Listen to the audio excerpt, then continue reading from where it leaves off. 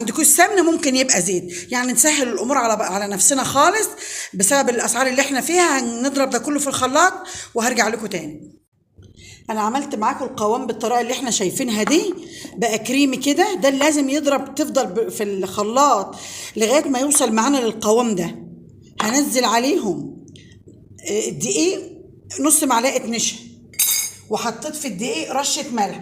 هي المفروض 3 كوبايات دقيق، لكن انا عندي خليط اهو، عندي خليط. افضل انزل له دقيق والم بس معجنش لغايه ما يبقى معايا القوام متجانس. هحط مع الخليط ده معلقتين لبن بودره، معلقتين لبن بودره،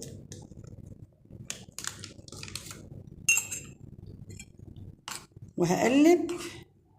كل ما الاقيه معايا محتاج دقيق ازود.